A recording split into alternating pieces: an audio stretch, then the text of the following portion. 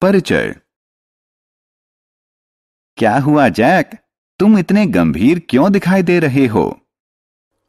आज अहमदाबाद में भारत और पाकिस्तान के बीच क्रिकेट मैच है और मैं वहां सजीव मैच देखने जाना चाहता हूं, लेकिन मेरे माता पिता इसकी अनुमति नहीं दे रहे हैं, तो मैं इसे कैसे देख सकता हूं? अच्छा जैक, तुम अपने घर में बैठकर इसे टीवी पर सजीव देख सकते हो। दोस्तों, हम जानते हैं कि संचार के विभिन्न साधनों टेलीविजन, समाचार पत्र और इंटरनेट ने दुनिया को छोटा बना दिया है। इसीलिए आइए हम संचार के साधनों के बारे में विस्तार से कुछ और जानकारी प्राप्त करें।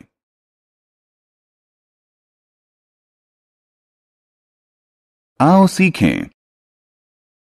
समाचार पत्र को समझना, पत्र और टेलीग्राम के बारे में बताना, रेडियो और टेलीविजन के बारे में जानना, टेलीफोन, पेजर और मोबाइल फोन के बारे में बता पाना, टेलेक्स, फैक्स, इंटरनेट और ईमेल के बारे में जानना।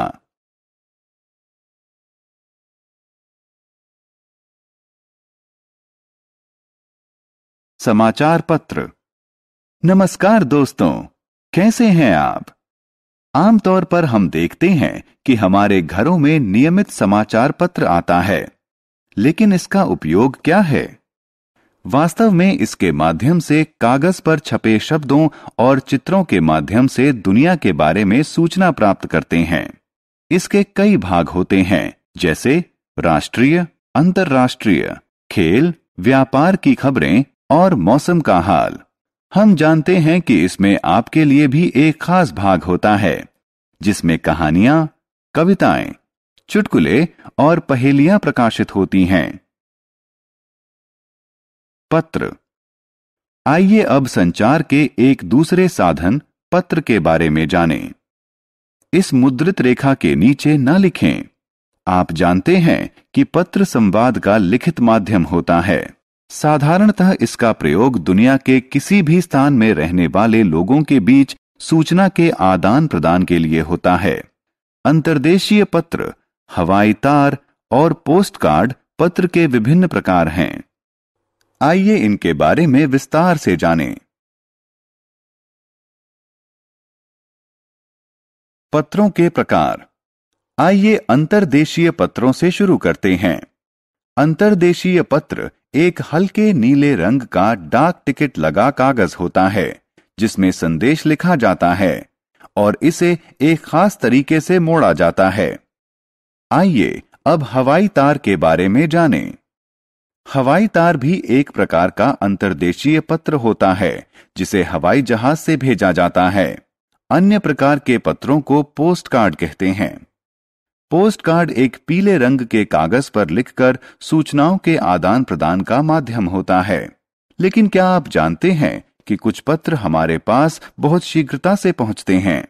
इन्हें टेलीग्राम कहते हैं। टेलीग्राम। टेलीग्राम भी संचार का एक साधन होता है। टेलीग्राम में संक्षिप्त संदेश होता है, जिसे किसी दूर के स्थान पर शीघ्रता से भेजा जा सकता है। आपको यह जानकर आश्चर्य होगा कि टेलीग्राम के द्वारा बहुत छोटे संदेश भेजे जाते हैं और लोगों को उनके शब्दों के हिसाब से हर शब्द के पैसे देने पड़ते हैं।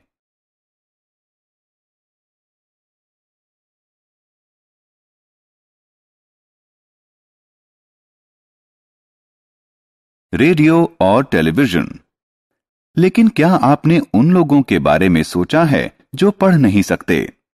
फिर वे दुनिया से कैसे जुड़ते हैं? जो लोग पढ़ना नहीं जानते, वो रेडियो और टेलीविजन के माध्यम से दुनिया के बारे में समाचार प्राप्त कर सकते हैं। हम रेडियो पर समाचार और अन्य दूसरे कार्यक्रम जैसे कि गीत सुन सकते हैं। दूसरी तरफ टेलीविजन संचार का एक श्रव्य दृश्य माध्यम है, ऐसा माध्यम जिससे हम दुनिया में होने वाली घटनाओं को देख और सुन सकते हैं। घर पर बैठे बैठे ही हम टेलीविजन पर गीत, फिल्में, समाचार, शिक्षाप्रद कार्यक्रम और खेल देख सकते हैं। टेलीफोन। आइए अब हम संचार के एक अन्य संचार माध्यम टेलीफोन की तरफ बढ़ें। वास्तव में टेलीफोन का प्रयोग टेलीफोन के तारों की सहायता से संदेश के आदान प्रदान के लिए किया जाता है। यह हमें दुनिया के किसी स्थान पर बैठे हुए व्यक्ति से बात करने में मदद करता है। दिन प्रतिदिन तकनीकी में होने वाले विकास के साथ टेलीफोन का स्थान पहले पेजर ने लिया और उसके बाद मोबाइल फोन ने। आइए अब इनके बारे में और जानें।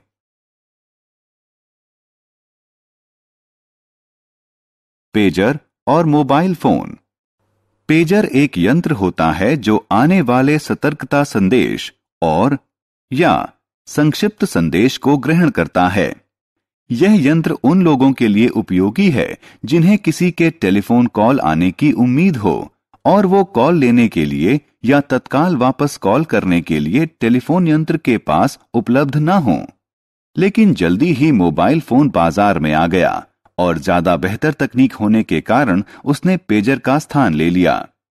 मोबाइल फोन की सहायता से हम कहीं भी स्थित व्यक्ति से बात कर सकते हैं और उसे संदेश भी भेज सकते हैं। इन फोन को टेलीफोन की तारों की जरूरत नहीं होती, इसलिए इन्हें लेकर हम हर जगह जा सकते हैं। टेलेक्स। टेलेक्स एक अन्य संचार माध्यम है जो टेलीप्रिंटर की सहायता से मुद्रित संचार की सुविधा उपलब्ध कराता है। टेलीप्रिंटर ऐसे यंत्र होते हैं जो एक दूसरे से केबल संजाल से जुड़े होते हैं। इस यंत्र में संदेश का टंकण करने के लिए एक कुंजी पटल होता है। एक तरफ की मशीन पर संदेश टंकित किया जाता है और दूसरे तरफ के यंत्र पर टंकित होता है। प्राप्तकर्ता एक कागज पर मुद्रित संदेश को पा सकता है, लेकिन ये सब संचार के सामान्य साधन हैं। आइए अब संचार के कुछ आधुनिक साधनों पर नजर डालते हैं। फैक्स और इंटरनेट। संचार का पहला आधुनिक साधन प्रतिकृति या फैक्स है। वास्तव में यह एक इलेक्ट्रॉनिक यंत्र है जो पत्र, आकृति और रेखा चित्र को हस्तलिखित या मुद्रित रूप में तत्काल भेजता है। क्या आप जानते हैं कि फैक्स मशीन कैसे काम करती है? टेलीफोन के तारों के प्रयोग से फैक्स मशीन किसी दस्तावेज की हूबहू प्रति को प्राप्तकर्ता मशीन तक भेजती है। इलेक्ट्रॉनिक मेल या पत्र, जिनका लोकप्रिय नाम ईमेल है, भी संचार का आधुनिक साधन है। यह कार्यालयों में लोकप्रिय है। यह कंप्यूटर और इंटरनेट के माध्यम से टंकित संदेश भेजने का आधुनिक या विकसित तरीका है। यह संदेश को सचमुच ही बहुत तेजी से भेजते हैं, करीब कुछ ही सेकंड के अंदर। इंटरनेट की सहायता से होने वाले वॉइस चैट और वीडियो चैट भी संचार के आधुनिक साधन हैं। हमने क्या चर्चा की? समाचार पत्र हमें कागज पर मुद्रित शब्द और चित्र के माध्यम से सूचना देता है। पत्र कलम की सहायता से कागज पर लिखा संदेश होता है। अंतर्देशीय पत्र, हवाई तार और पोस्ट कार्ड विभिन्न प्रकार के पत्र होते हैं। टेलीविजन हमें दुनिया को देखने और सुनने में सहायता करता है।